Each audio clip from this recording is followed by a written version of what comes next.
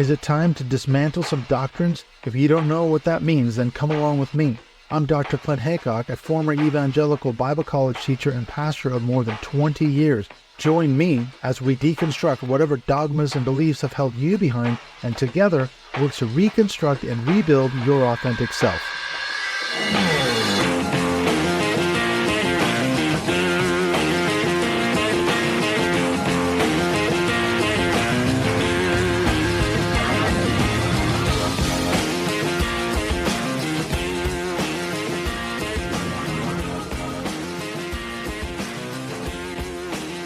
I'm super happy to be talking with Cynane Shay. Thank you so much, Cynane, for coming on the Dismantling Doctrine podcast. Thank you so much for having me. I'm super excited to get to meet you and put this together. Yeah, we've met on, I guess it was on Threads and maybe Instagram as well. Now, people might not know, okay, the name Cynane Shay, but you have a lot of followers on social media. You go by the name Taking Off the Tinfoil Hat. And I love that name because that instantly talks to me about conspiracy theories and all that. So we're going to get to all that, but we need to talk about your backstory. I mean, we've got a lot of ground to cover in this episode, but what's your backstory? Were you raised in a Christian home? Guide us through the whole thing. Are you still a Christian now? What's your story?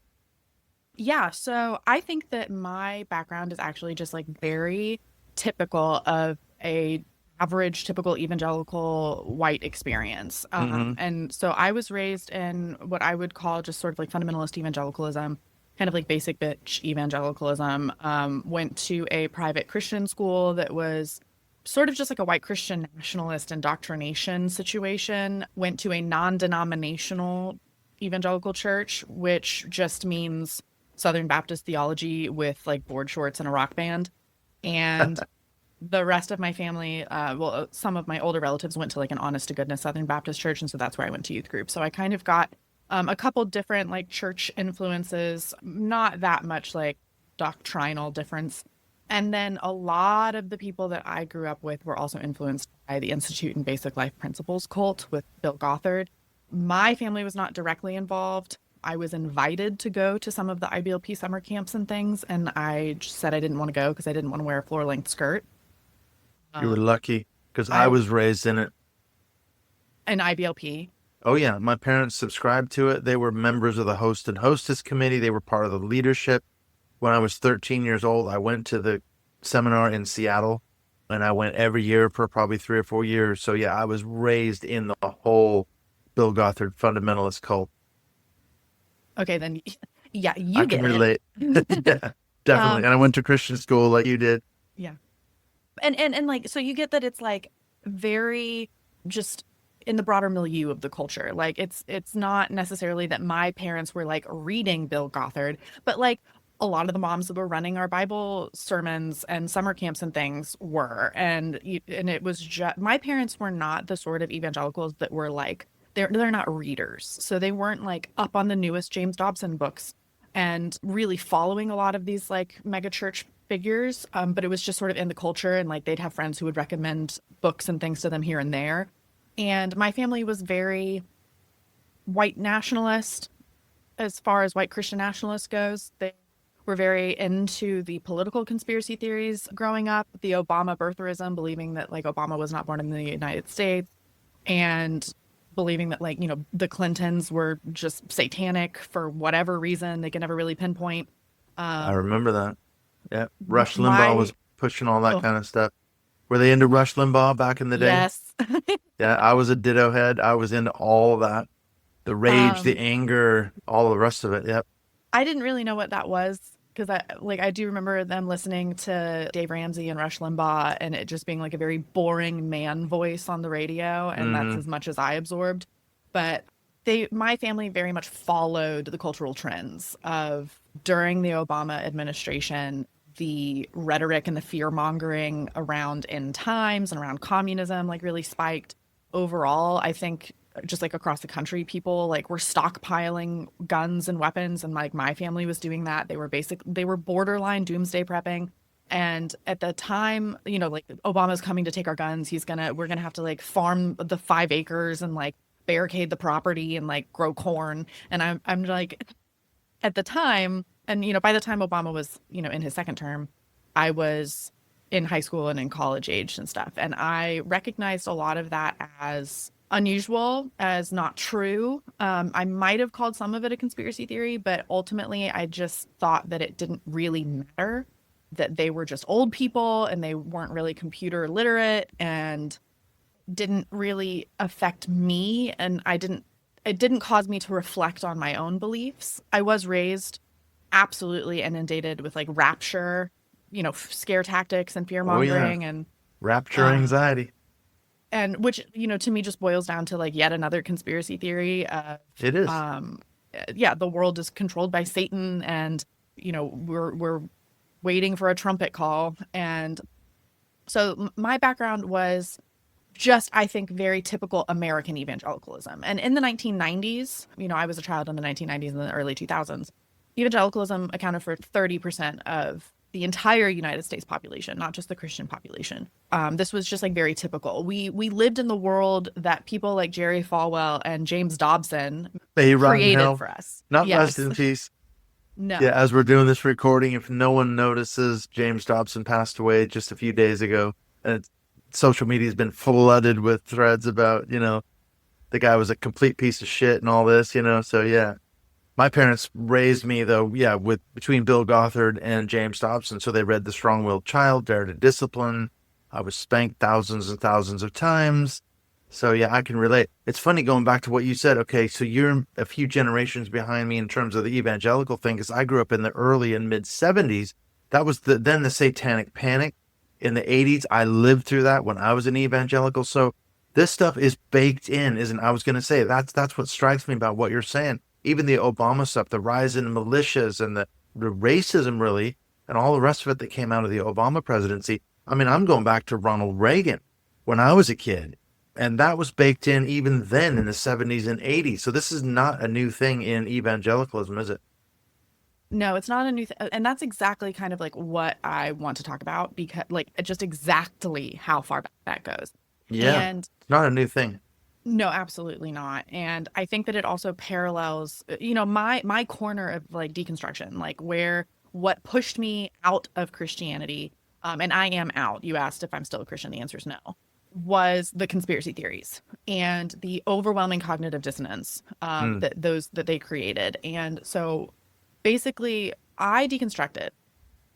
And, a lot of people, like, they kind of pick their own term and phrase for that, or like, like I untangled, or I like whatever. For me, it felt like a physical snap. It was a breaking of indoctrination in a single moment, specifically on December 24th, 2021. And wow, you got a date and everything. Yeah, yeah. Do you have a time for us as well? Do you know what time of day it was? If you're going to be that specific, give us a time too. 3 p.m. Exactly. Yeah. It all came into place, and I said, I'm no longer a Christian. My God, write this down. Well, like at that moment, I would not have said, oh, I'm not a Christian anymore. But at that moment, the indoctrination was broken so that I became able and capable to actually reflect on my own beliefs objectively for the first time. And what pushed me to that point was about like a year and a half's worth of QAnon. And in the summer of 2020, my absolute best friend, who was the unofficial maid of honor at our wedding — we didn't do like a maid of honor best man, but she was like kind of the unofficial one.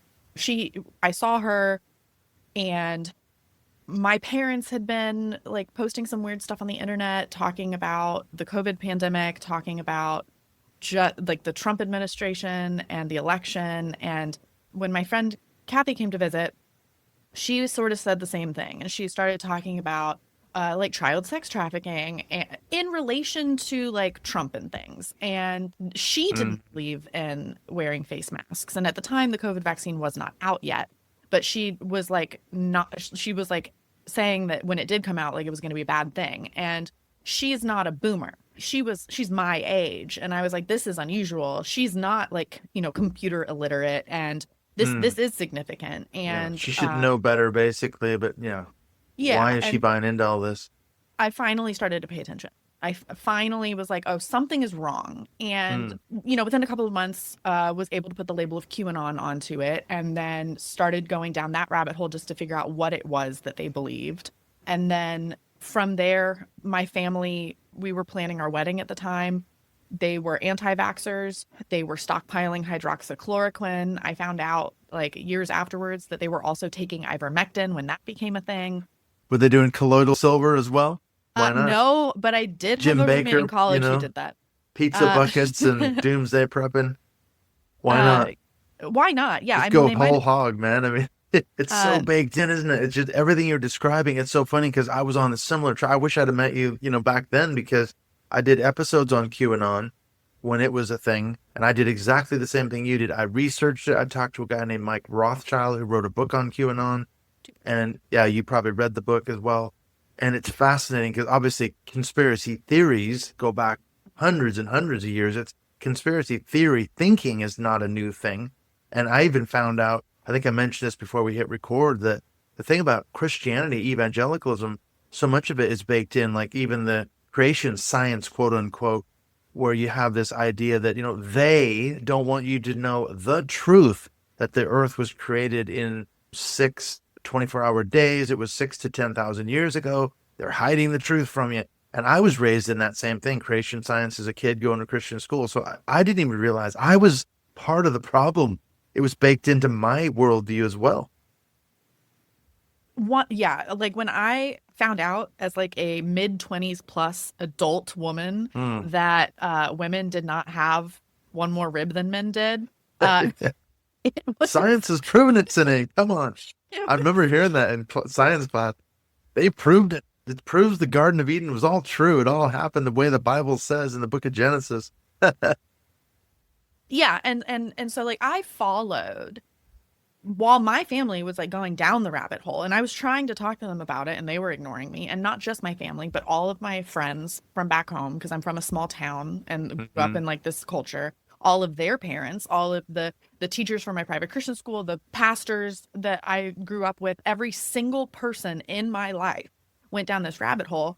It started in early 2020 with COVID. It ended in the end of 2020 with the voter fraud panic. And the big lie. The piece that a lot of people are missing in kind of the history of QAnon is the middle summer. The reason why it went mainstream and the exact time that it hit me personally was the pastel QAnon movement, which was all of the child sex trafficking conspiracy theories. And PizzaGate thing. PizzaGate actually was much, much earlier in like 2016. But just taking the core elements of like child sex trafficking and like adrenochrome and like mole children and watering it down and marketing it to the Christian and Mormon mommy bloggers who already had like really well-established social media accounts during Black Lives Matter. Like when Black Lives Matter was like really taking off, you had all of these white women who wanted to be like righteous moral crusaders, but they couldn't get on board with Black Lives Matter because of racism. And so they were like, what's more important than Black Lives Matter? Child sex trafficking. But instead of actually fighting child sex trafficking and raising awareness about a real issue, they spread what was like pre-staged by these like weird internet like conspiracy theory influencers. Yeah, it was on 4chan and 8chan. These kind of a lot of that started there, didn't it? Q was supposedly on one of them channels, wasn't it? Nobody knows who Q actually is or was, so they say. Q started on 4chan. Within a month, very quickly moved to 8chan. Which, if anybody knows what these are, Reddit is like it's a forum message board kind of website. 4chan is a less moderated version of that. 8chan is the least moderated version of that. And so that's why Q moved to that website. By 2019, that website, which is where all of the internet's and pedophiles and neo-Nazis gathered, had fomented 3 racially motivated mass shootings, and the website actually got taken down off of the internet. So like this is where this stuff is like coming from. And we had a couple, and we do actually think that we know who Q is/was at some point. It might have started as somebody else, but then the people who ran the 8chan website, whose names are escaping me, it was a father and a son. We think that they were actually in control of the account by the end. Right, they were behind it. But early on, like a couple of these like influencers on these like deep web nerd websites purposefully took this conspiracy theory and put it on more mainstream platforms like Reddit and YouTube. And amplified it. And then eventually got it picked up in the summer of 2020 by these well-established mainstream media accounts on Facebook and Instagram, because they were promoting misinformation about child sex trafficking that actually ended up like leading to this mass movement of distracting from the real issue. And that's where the people that I knew really got involved. And they were like, oh, we care so much about child sex trafficking. And I was like, you are making it worse. And yet they had good intentions in some ways. That was the thing about QAnon that struck me. Of course we care about child sex trafficking. Who wouldn't be against that? Who wouldn't be against pedophilia? Of course, everyone's against it.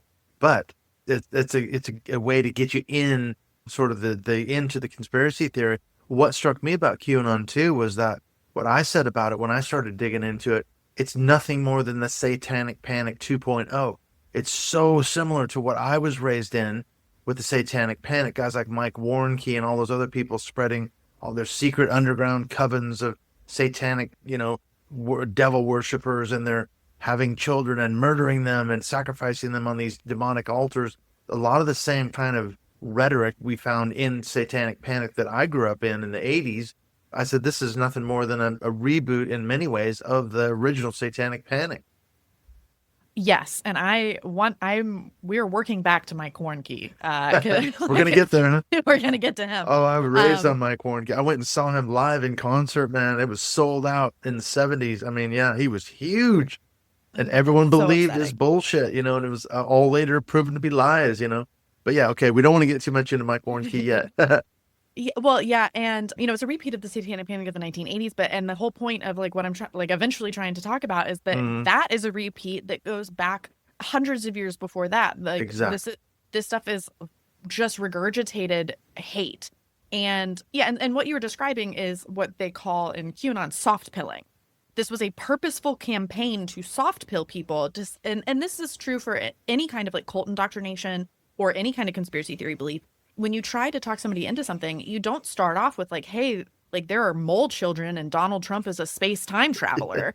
You start off with sex trafficking is bad. And then you let them do their own research and like pull the thread themselves. So it's like Scientology, isn't it? Nobody talks about Xenu and stuff like that on day one. You don't get into any of that weird shit from the beginning. It's all like, hey, come in and take a personality test and let's work on some of your problems that might be holding you back in life. Oh, that sounds amazing. Yes, it's kind of like counseling and therapy. Who wouldn't want to be into that? And then you get sucked in. So, yeah, that's the same kind of, like you said, the cult psychology is very much there, isn't it?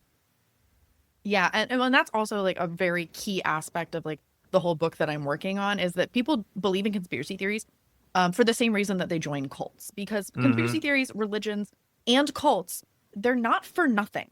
They fulfill social and psychological needs. Sure. They may not be the best way to fulfill social and psychological needs, but they might be like the easiest way to fulfill them. And so people often get sucked into them for good reasons because they had a good impulse, but then it gets manipulated. And a core facet of these things is that they're built on deception as well. And I think another core aspect of, again, to what you said of nobody's against child sex, nobody is for child sex trafficking. Yeah, in principle, no one's that's for it. We're against it. So of course you're going to get on that bandwagon, aren't you? But if you are a hyper fundamentalist evangelical who has been taught their entire life that the world is owned by Satan and that there's this absolute evil and this absolute good, and anybody who is outside of their sect is potentially being run by demons, then it opens up the door. It dehumanizes anybody who is not a Christian, and they become to believe that, some people probably do support child sex trafficking, and it just warps their entire worldview of like what is possible.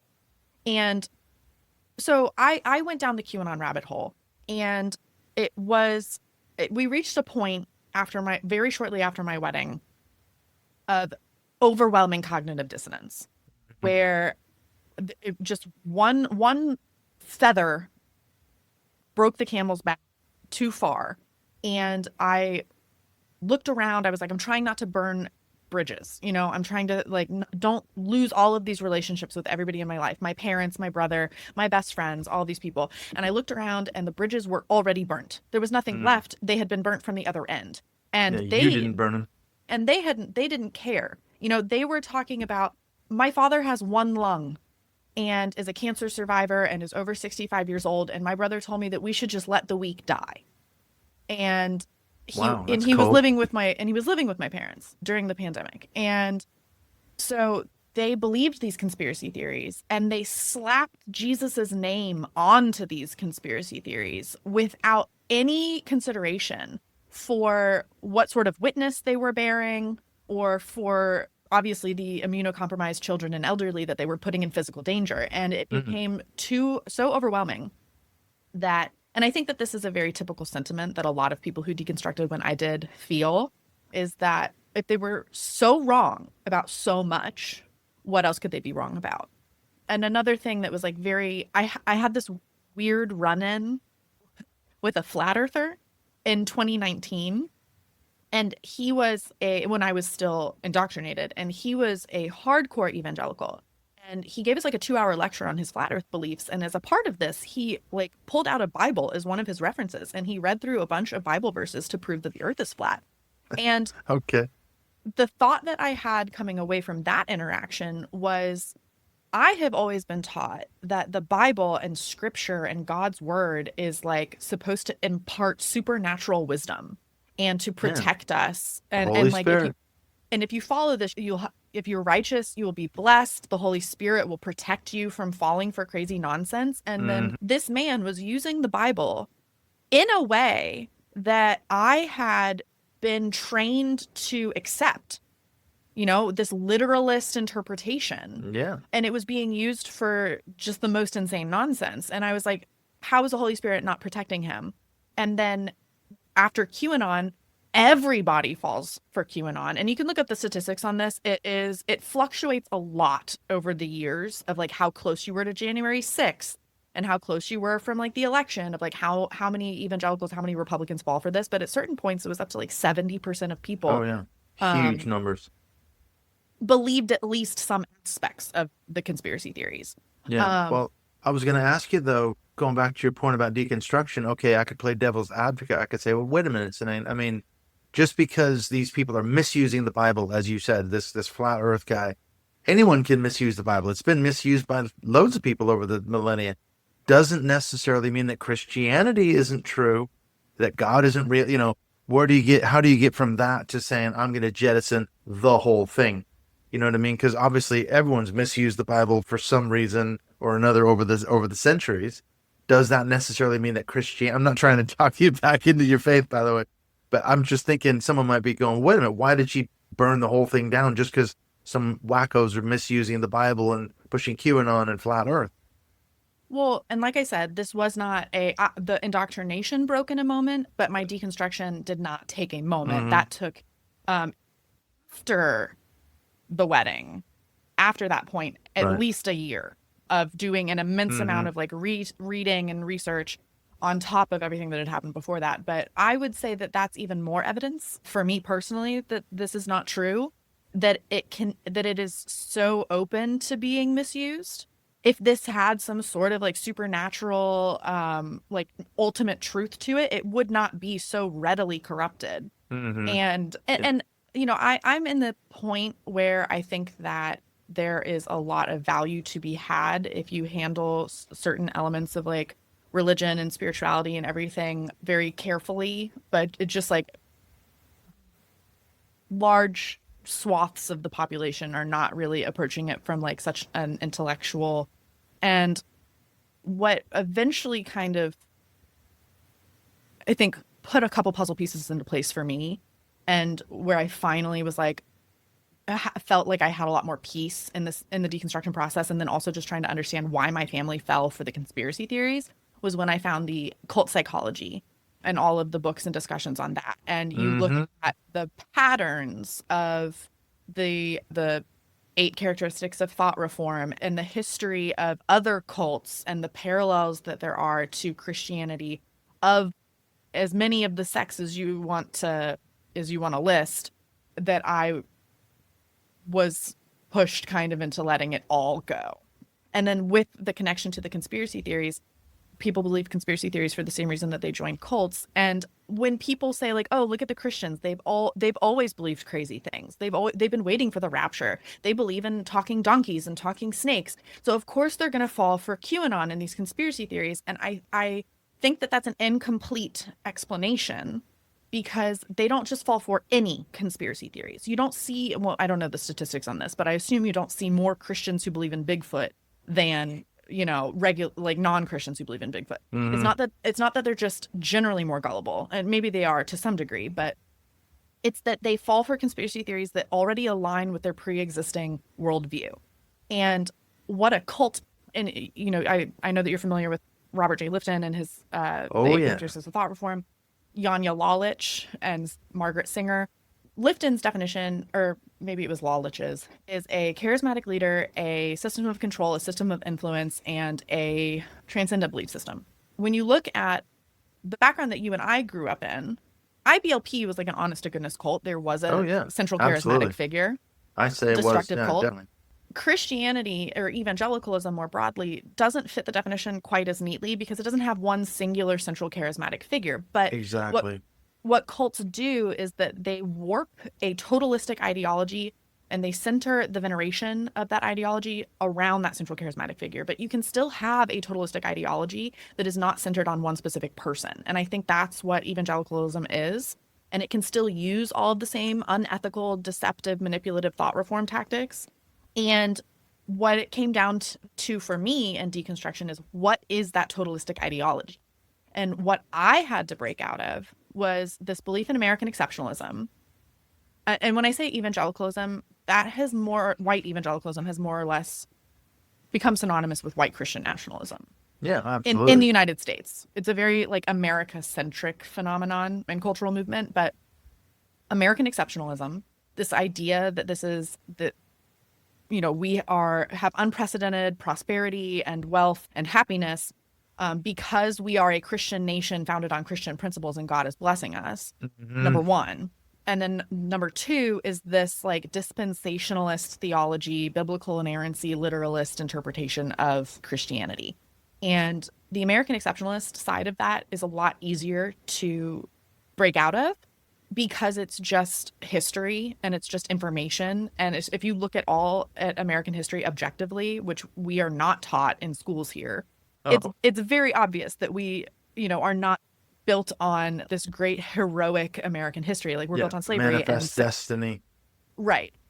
Well, you have to excuse slavery and the, you know, slaughter of the indigenous people and all the rest of it. Well, would you add the dominion theology piece? Because I'm thinking everything you're describing, you could slide dominion theology in there too, because it's intertwined with Christian nationalism as I see it. Because if you take that narrative, you say, okay, America was founded as a Christian nation. We were blessed by God despite having slaves and despite conquering the Native Americans.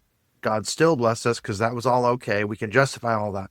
But we have gotten off the path. And this is the key thing that I think I was raised in the 70s and 80s, was that America had veered off the righteous path. And because we allowed things like abortion and homosexuality and all those kind of things, those are corporate sins, you see, and therefore God's hand of blessing is being withdrawn. So on 9/11, you get Jerry Falwell when he says, you know, the famous footage, why did this happen? And he turns around and immediately says, I blame the gays, the abortionists, the people for the American way, the liberals taking prayer out of public schools. That's exactly where he goes with it and says, we've got to return to being a Christian nation. And I see the Christian nationalism now, it's being weaponized. That's the key. They're going to make America a Christian nation, period. And they're doing it right now, Project 2025 and all that. They are absolutely doing it. And they're taking aim at LGBTQ rights now that they've overturned Roe versus Wade. And this is happening right now in Trump's America. Yeah, and it's very funny that you quote that quote of Jerry Falwell, because I have it written down and I was going to quote it, and damn it, I stole your thunder. No, you're like exactly in the right spot, because they believe these conspiracy theories because of the existing ideology that they adhere to. And I think that like dominionism is basically just the logical conclusion. You know, maybe not everybody is there yet. It's like how IBLP and the extreme patriarchy and misogyny of that like religious sect is just the logical conclusion of the theology that most white American evangelical churches practice.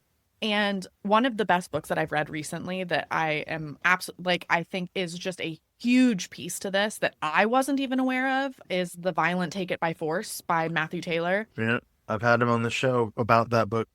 Yeah, Incredible. That was a real eye-opener. But, where does this theology like really come from? This white Christian nationalist totalistic ideology that is kind of the cause of QAnon and MAGA and everything that we're dealing with. And obviously there's not one singular cause to anything, and not every person who votes MAGA is a white evangelical. But it's a huge swath.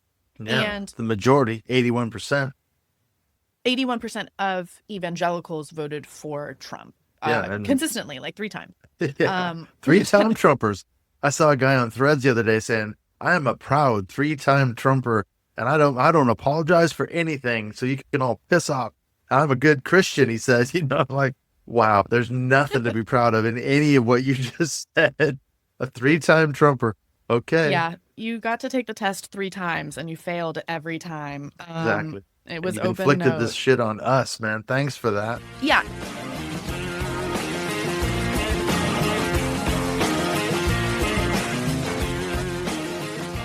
When we come back in the second half of this conversation with Cynane and Shay, talking about taking off that tinfoil hat, how come Christians and Christianity, evangelicals, are so susceptible to conspiracy theories? We are going to take a very deep dive, so buckle in, get ready for that. There's going to be some serious historical information coming your way in the second half. She's going to get really into what's behind these conspiracy theories, QAnon and the rapture anxiety, Left Behind, and all the rest of it. We're going to get into the backstory. There's a lot going on. And in fact, speaking of Cynane and Shay, she is going to be my guest for this month's October's Dismantling Doctrine podcast Zoom call. Just a week after this episode drops, we're going to do our call on the 26th of October at 8 p.m. UK time. So if you're fascinated by this information, you want to meet Cynane, talk to her for an hour, you can drop into that call if you are a supporter of the show on Patreon. And as always, the links to that are in the show notes, so you can get on that call. Last month, we had Mikey Bridges. It was a really good call. Talked to him for an hour. So this is a great benefit for those of you that are Patreon supporters of the podcast. I really appreciate all the Patreon supporters we have so far. I just want to mention what's coming up here in the next few episodes here on the Dismantling Doctrine podcast. The next episode that drops is with my very good friend, Stacey Ray. She's from Canada. She was one of my very, very first guests years and years ago.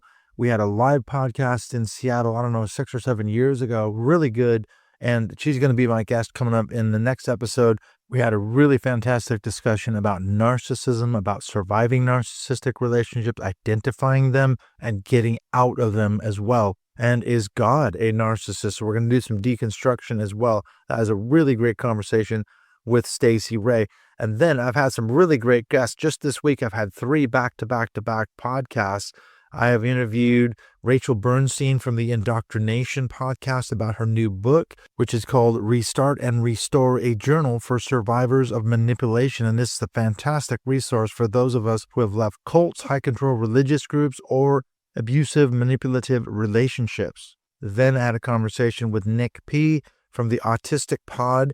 And what's really cool about that is we did part 1. We're actually doing another crossover episode. So we're going to do part 2 where I'm going to be on his show. So I interviewed him and then he's going to interview me. So we're doing another part 1, part 2. So you'll have to head over to his platform when those shows drop to hear him interviewing me. And then finally, I had a conversation with Catherine Spearing, who's written a book called 1,000 Tiny Paper Cuts, talking about surviving spiritual abuse in churches and cults and reconstructing your life after you've deconstructed and potentially walked away from it all. So these are all episodes that are in the pipeline. And then finally, I'll just mention that my book, Not So Shiny, Not So Happy People, is still available on Amazon. You can catch that. You can get the Audible version, which I narrated. The really interesting thing about that is I was just on Frank Schaeffer's podcast on his YouTube channel in conversation with Frank Schaeffer.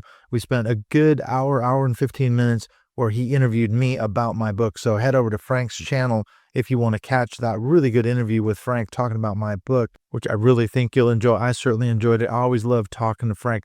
All right, let's get on back into part 2, this conversation with Cynane Shay, We're going to be continuing to take off the tinfoil hat, looking at this issue of Christianity and conspiracy theories.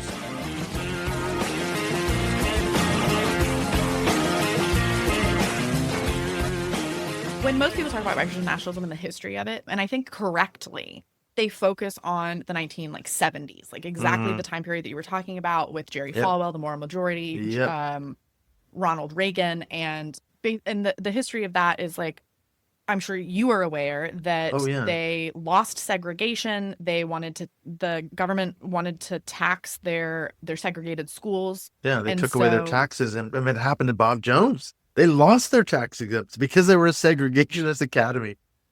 Yeah, and so they used that. They lost the segregation like culture war, and so they pivoted to abortion, and they used that basically to just form this political base.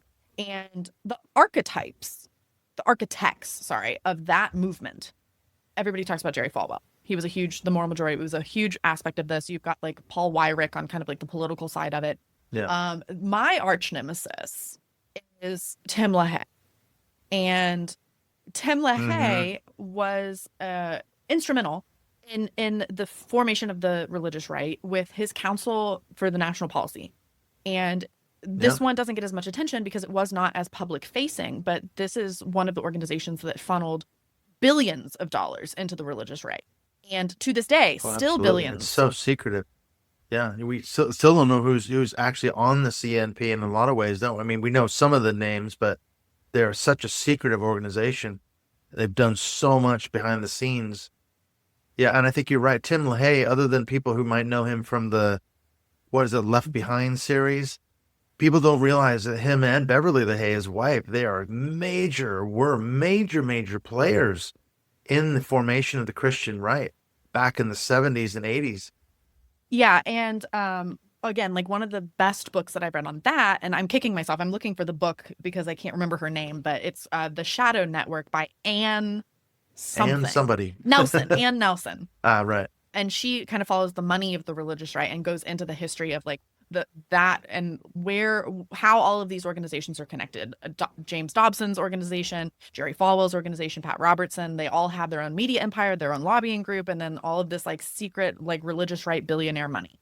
And so Tim LaHaye is, I think, a much more influential person than people realize. I think that he kind of pushed Jerry Falwell into politics, and he wrote the Left Behind books, which basically just mind melted an entire generation of the rapture terror of this, the exact conspiracy mindset of the world is ruled by Satan and this absolute good, absolute evil. We're the only good people, and anybody who's not with us is a demon. Yeah. And spiritual warfare. And where does he get that information? And he is quoted as having said, so there was a group of people, specifically 3 women. So, woman in a man's field, but that field is Nazism. There were 3 women in the 1800s who, I have their like dates written down here somewhere. Yeah. So like they were born in the late 1800s. They were doing their writings in the 1920s to 1940s, 1950s. So right through World War II, right through the rise of Hitler and fascism. And the most notable name is probably Nesta Webster. I don't know if this is somebody that you've heard of. Probably not. No, I haven't. And then the other 2 are Leslie Fry and Edith Starr Miller.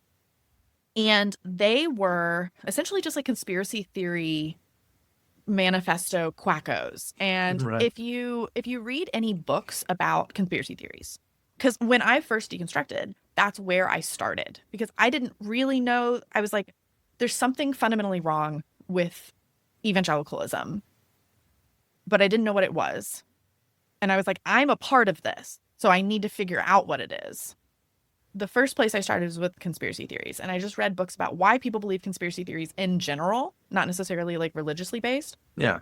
And so like, Conspiracy by Shermer, Suspicious Minds, Rob Brotherton, American Conspiracy Theories by Joseph and Joseph Parent and Joseph Uzinski. A lot of them talk about like the logical fallacies and, some of our like evolved biases and like why we believe illogical things, what sorts of things we are prone to. And it's very insightful.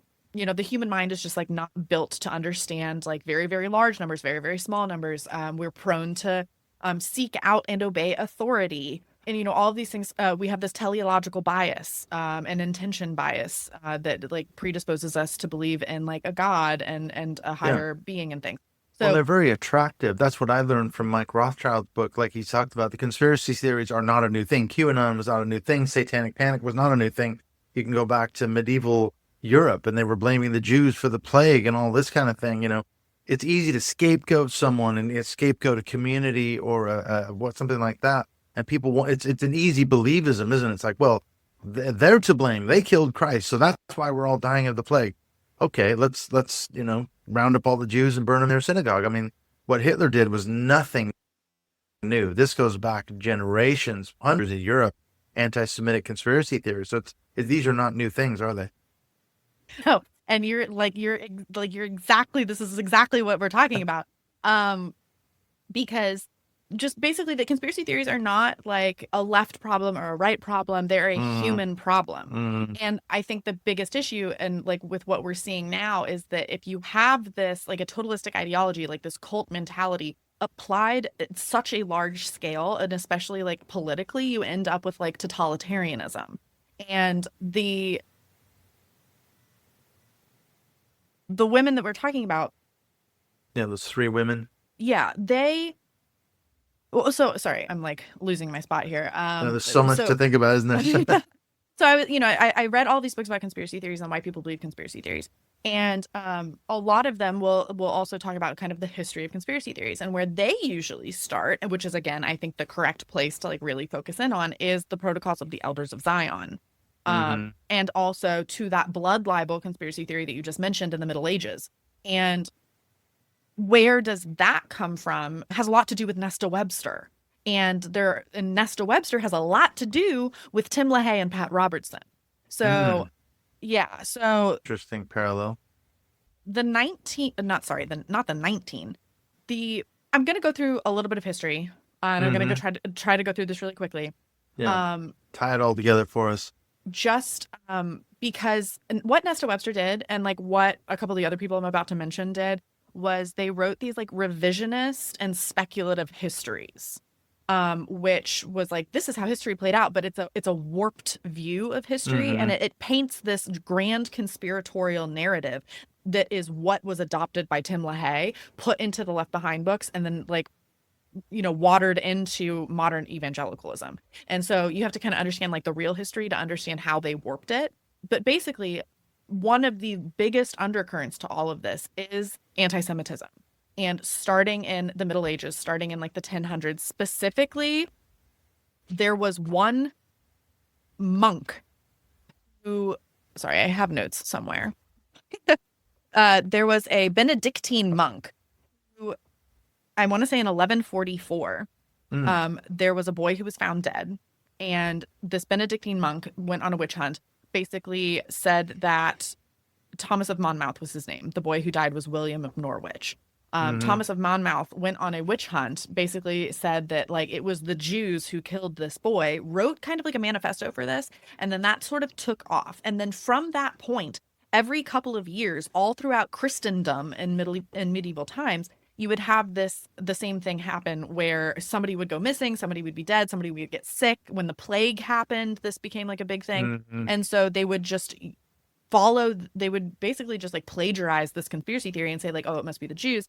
And that happened all over England, France, Germany, Spain, like all of Christendom. And entire communities were just pogromed and genocided and forced to migrate, and like all of their belongings were stolen.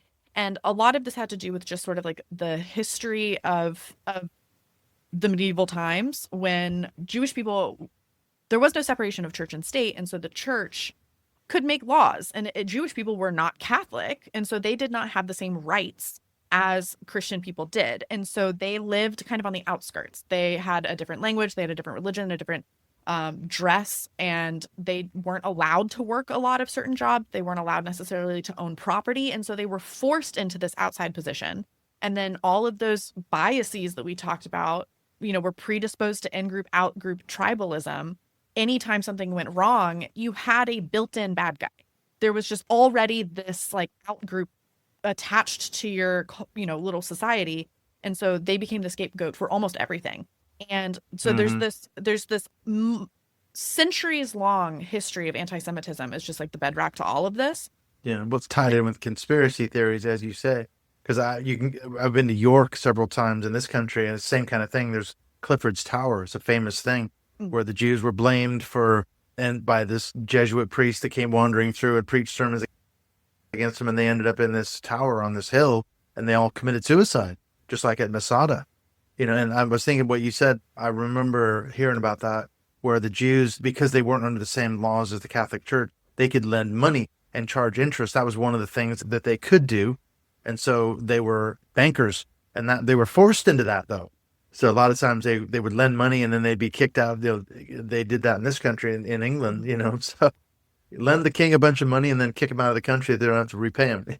Yeah, and It's what happened. and that's also like what bred a lot of animosity, because then you'd have a lot of the Jewish population were forced to live in slums and were very poor, but then you'd have a handful of like very wealthy Jews, and Bankers that would and breed yeah. discontent for like just the regular, like the poor Christian population would look at these like wealthy Jews and then be like, they're stealing from us, or like just general like racism and animosity. And then there's Mike Rothschild's other book is called Jewish Space Lasers, where he goes through the history of the conspiracy theories surrounding the Rothschilds, no relation to him. And it's very pervasive. And you get all of these conspiracy theories to this day about international banking Yeah. and Yeah. that's used as Yeah. a stand-in for a lot of like Absolutely. anti-Semitic rhetoric. They control the media. And I got into it just the other day with a guy on Threads, and he was saying the same things. Some Christian from the South of America that he was saying, well, look at the Jews control the media. They control the banking. And I'm like, dude, it's a straight conspiracy theory, anti-Semitism right out of medieval Europe. Nothing's changed. And he's still citing this stuff. Yeah, and well, yes, and like if you move a little bit farther into history, the next kind of thing that like really comes up into this milieu that I'm like working to tie all the pieces together for is the Knights Templar, and they were formed right after the First Crusade, so like right after like the Christian population kind of took over Jerusalem. There were a bunch of Christian pilgrims who were like doing their journey to the Holy Land, and they would get like mugged and murdered by highwaymen. And so the Knights Templar started as this very small order that was, built on the principles of like chastity and Yeah. poverty. And they Yeah, were basically they were just protecting the pilgrims to Jerusalem, weren't they? Yeah. They yeah, were like warrior monks, essentially. warrior monks, definitely an oxymoron. Yeah. Which people at the time did point out. But the Knights Templar, over the next like 200 years, amassed immense wealth. They were backed by the Pope, which means they were then backed by like all of the different kings of Christendom. They were given properties. They were given like whatever you call like parishes, so they could collect tithes. Mhm. And so they actually became the real first international banking group.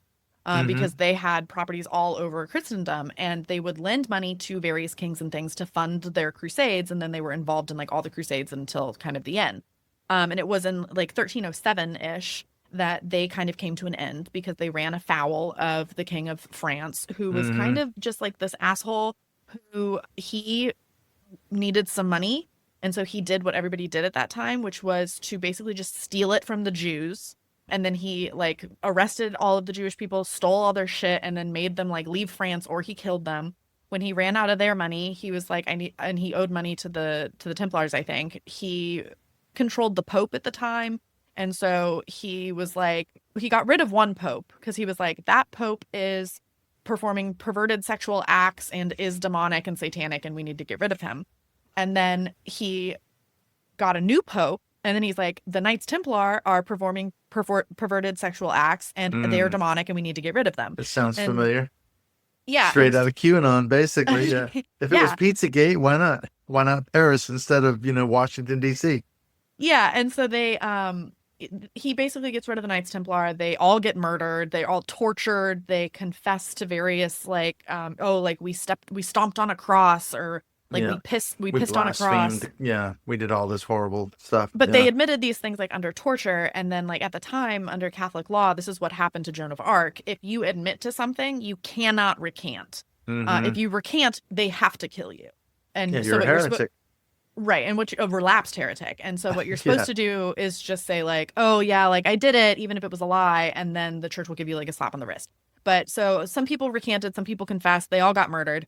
And that was sort of the end of the Knights Templar. And then, and the head of the Knights Templar at the time was Jacques de Molay, is very famous. And you know, they were accused of all of those like sacrilegious acts. They were accused of homosexuality. They were accused of having a bearded head. And this is actually really important, that they would like worship. And like, we don't really know what the bearded head was. It might have been like a statue of like the head of John the Baptist. It might have been like the head of some sort of like conquered Islamic general. We don't know. And several hundred years later, that was in 1307, you have the formation of the Masons, the Freemasons. The first official lodge was in 1717. Within like 20 or 30 years, the Pope had already put out a papal bull decrying the Freemasons, because basically it just had a lot to do with like British politics of the English Freemasons were like Hanoverian, the French Freemasons were Jacobean, and you know, it was a third tie that threatened church and state. You know, they didn't want you to be have allegiance to anything other than the Catholic Church or the state. And so this third thing, they were just like, we don't like it. Yeah, it's a and threat.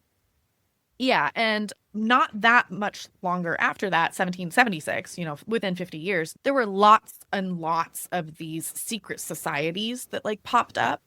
In the 1600s, you had the Rosicrucians. It was started as kind of like a hoax. And it was all wrapped up in like alchemy and the symbolism of alchemy and magic and all these things. And in 1776, you had the Illuminati, which was started by Adam Weishaupt. And what happened was the Bavarian state at the time was kind of run by the Jesuits, and he was a professor, and he was kind of like an intellectual. He strikes me as also kind of being an asshole and as thinking he was smarter than he actually was. But because Bavaria was like so controlled by the Catholic and the Jesuit state, they weren't really participating in the Enlightenment that was happening everywhere else across Europe. And so Weishaupt started the Illuminati and then like used that to kind of like infiltrate and like recruit from the Freemasons, because it basically is like a banned book club. Like their grand scheme included in part having like reading rooms and libraries and things for books that like the Jesuits would not allow into the schools and stuff. And it, like they were atheists probably, but they used Christianity and Christian language as a cover, not to like scare people away. They were like soft pilling people into the Illuminati. But they also ran afoul of the state. And so the Elector of Bavaria, within like 12 years or something, basically cracked down on them, disbanded the order, and the Illuminati was no more. And we would not know about the Illuminati. We would not know about them today if it were not for John Robison and Abbe Beruel, Robison was Scottish, Beruel was French. They published in the same year, 1797, conspiracy theory manifestos explaining how the French Revolution, which had just happened in 1789, was caused by the Illuminati and was caused by basically these secret societies, and how British Freemasonry was generally okay because they still said in order to be a British Freemason, you had to declare that you believed in a god, but continental Freemasonry had like removed that requirement, and so they were satanic. And so they spun these revisionist speculative histories around all of the history that has like come up to this point of the Illuminati was actually birthed from the was birthed from the Knights Templar, and that they were perpetuating this satanic grift that has been around for centuries in order to promote atheism and the fall of society. And the core narrative of what they were saying was so evil and so wrong about the Illuminati and the French Revolution. They were essentially just Elon bros who were, you know, just trying to defend the aristocracy and defend the social order, and that like nature dictates that democracy and critical thinking are evil and it's anti-God. And if will lead to what essentially was communism. And what Nesta Webster then did 100 years later was to take those conspiracy theories of Robeson and Berriwell and the Illuminati and this like whole narrative, and to add anti-Semitism to it. Berriwell later also added anti-Semitism, but Nesta Webster and Leslie Fry took those revisionist histories, made their own revisionist histories, added in a bunch of occult stuff, added in anti-Semitism, and basically, you know, put together this whole like world narrative that that atheism is equivalent to Satan worship. And they referenced what was the Taxiel hoax, which happened in 1890s France, which was this absolutely fascinating, essentially 4chan troll of 1890s France, this guy named Leo Taxiel, who started publishing exposés on Freemasonry, saying, I escaped Freemasonry. Here's what's actually happening. They're worshiping the devil. They're worshiping Satan himself. They can actually perform magic. I've seen demons. They can melt themselves. They can communicate between the Freemason lodges with demonic telephones that are powered by tiny silver toads. Okay. Nothing weird about that at all. Yeah, like they're having parties where demons show up and turn coffee tables into alligators, and then the demonic alligators play the piano. Like, he drafted this whole satanic panic in the 1890s around anti-Freemasonry, and people ate it up. He was making millions of dollars on this. He got a couple of his buddies in on the grift, and they started writing books corroborating what he was saying, so it became really legitimate. Yeah. The church, the Catholic Church at the time, was obsessed with this. They started giving sermons about the Taxiel hoax and about the Satanism and the Freemason lodges. He was kind of a con artist. You can't believe everything that he said, but he claims to have met the Pope, and the Pope was like, I love your stuff. And he drafted this whole narrative of an anti-Pope who was the head of the Freemasons in Charleston, South Carolina, which is where I am. And that there were female lodges, and that the women in the female lodges were all competing to be the grandmother of the Antichrist, and they all had demon boyfriends. And he had characters like Sophie Walder and Diana Vaughn, and Diana Vaughn was like still a virgin, and so he basically like wrote these stories in such a way that people were writing into newspapers at the time saying that they were praying for Diana Vaughn, that she would be saved from the satanic cult and that she would convert to Catholicism. Wow. Meanwhile, she doesn't exist. Yeah, and fictional character. Then he writes books from her perspective saying that she does convert to Christianity, and then she's writing her own exposés. He makes millions of dollars, and at the end of this, he stands up after like 8 or 9 years in front of an entire auditorium full of reporters and says, it was a hoax. I made it all up. I did it to prove how gullible the Catholic Church is. And so, and it was just like this huge hoax. But it was 1890s France, and so the fact that it was a hoax did not really get to everybody. People who were following it in the newspaper maybe didn't find out that it was a hoax. The Catholic Church doubled down, and they were like, okay, well, like maybe some of it was a hoax, but you know, the core principle of it is true. Like the Freemasons are satanic. Yeah, they're worshiping. Admit they were wrong. No way. You know, and he said that they're worshiping the head of Baphomet, which was, you know, that head that the Templars had, that the Freemasons were actually descended from the Freemasons or from the Knights Templar who had escaped to Scotland. And so it tied together like all of those elements of history in this like revisionist history with a satanic panic. And Nesta Webster and Leslie Fry and Edith Starr Miller are writing in the era of Hitler their anti-Semitic conspiracy theory revisionist histories. Some of them quoting the Taxiel hoax as if it was real, quoting Berriwell and Robeson with their Illuminati conspiracy theories as if they were real. The great evil that everybody is like so scared about is basically just the Enlightenment and atheism. And then progress basically.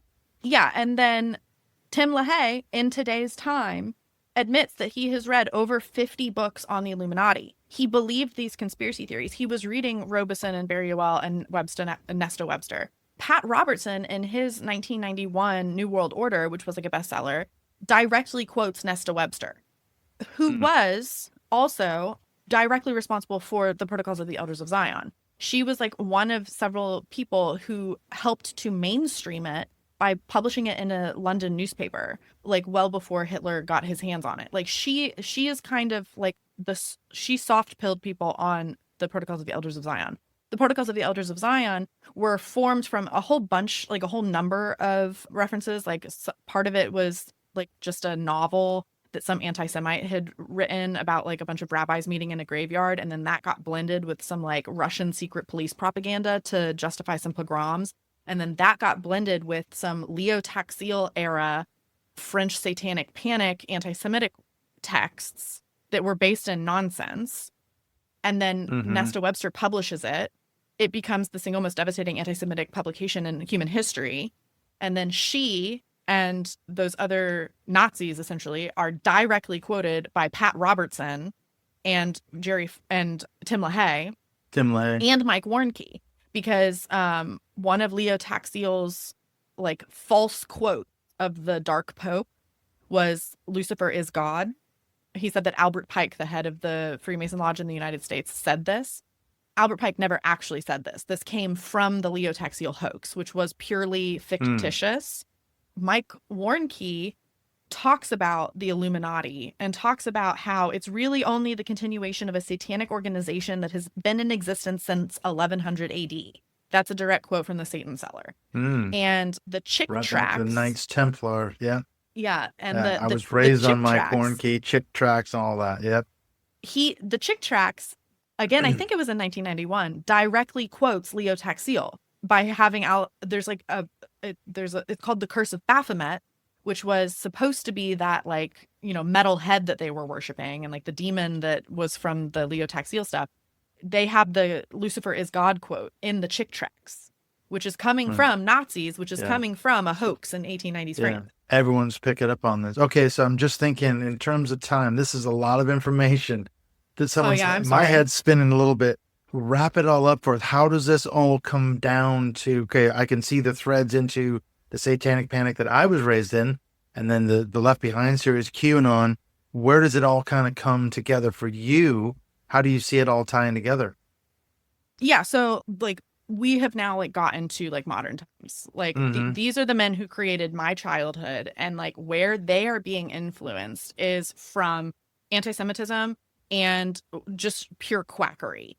And I have been going through and reading Nesta Webster's books and the Robeson and the Berriwell books and trying to figure out what their worldview was so that I can compare it to what Tim LaHaye's worldview was. And it fundamentally boils down to the idea that Christianity owns morality and that you cannot have a functioning society outside of Christianity.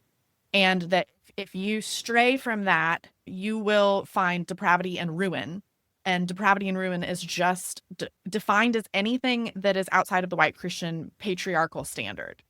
So basically, they use a lot of the same conspiracy theories that were used during segregation and slavery of the infantilization of women, specifically white women, and that we have to protect them. We have to protect the women. We have to protect the children. It's exactly what we saw during segregation. It's exactly what we saw during QAnon.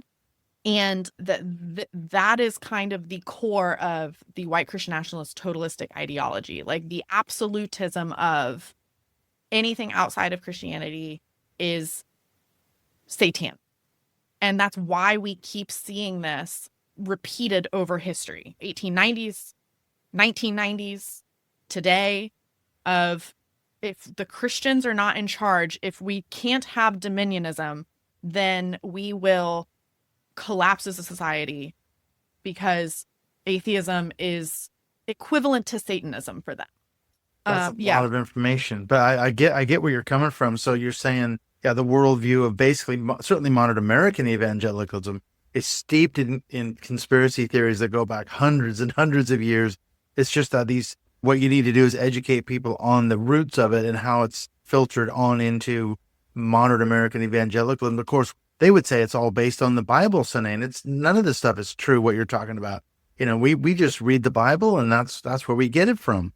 They're not talking about Tim LaHaye or anyone else, so that's really a good perspective, isn't it? To be able to trace those historical roots of all these conspiracy theories and how they are expressed in modern evangelicalism. Yeah, and that it's an impossible point to prove to them. People like my parents and my family, but like it's not, they don't follow the Bible. They follow their interpretation of the Bible. And the people who are making those interpretations are people like Tim LaHaye. And ironically, kind of like a guiding principle to like, me going through deconstruction and me like trying to put all of this stuff together to form a cohesive narrative is the Bible verse of you will know them by their fruit. And you can see that the fruit of this worldview and this ideology, as far back as it goes, it has repeatedly been nothing but literally the worst atrocities of human history. Yeah. And people like my parents and my family, they don't want to see the connection. They refuse to when I was talking to them about QAnon, they'd be like, I don't know what 8chan is. I don't know what QAnon is. I don't know what you're talking about. And they just refuse to see the connection.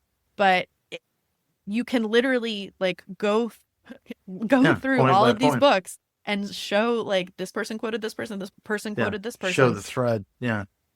Show the connections, but people don't want to hear it. Well, I'm interested in finding out more about this stuff. If someone said, okay, Cynane, this is unbelievable. This is like a lot of information. Where could they get more information? You mentioned, I think earlier, you've got a website. Have you got some of this content published somewhere? And you're working on a book as well, I think you mentioned. Are you hoping to get that out sometime this year? What's your sort of time frame? I don't necessarily have a time frame. I'm not a writer. I'm an engineer. So I'm the opposite of a writer and I don't know what I'm doing. But at least you admit it. Yeah.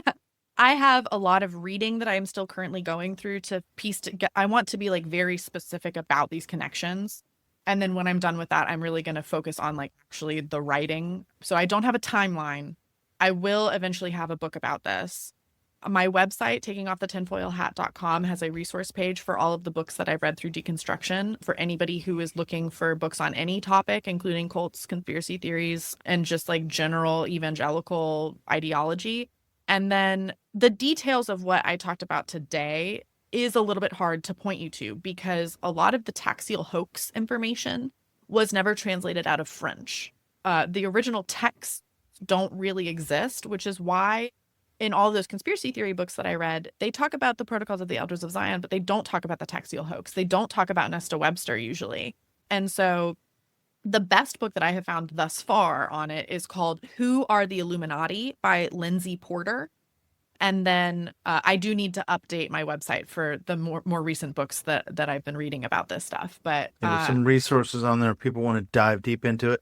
And then how can people find you on social media? I think we mentioned before, that's kind of your handle, Taking Off the Tinfoil Hat. Is that the best sort of way to find you on different social media platforms? Yes. The Instagram is Taking Off the Tinfoil Hat with a period in between each word. And if you go to the website, takingoffthetinfoilhat.com, all of my social media links are posted there. Yeah, I was thinking too, if you're interested, I'd love to have you come back on. We do these monthly Dismantling Doctrine podcast Zoom calls where people get a chance to meet you for about an hour. If you're interested, I can hit you up with some dates. I don't know if you'd want to be, if you're open for that, but I think people would love to meet you. You could talk about this for a good hour with people who support the show on Patreon, people on our closed Facebook group. So if you're interested in that, we can maybe email back and forth and see coming up in September, October. So yeah, I'd love to have you back on if you want to do that. Yeah, absolutely. Just let me know the dates and I'll, try to make it work. Okay. That would be great at that.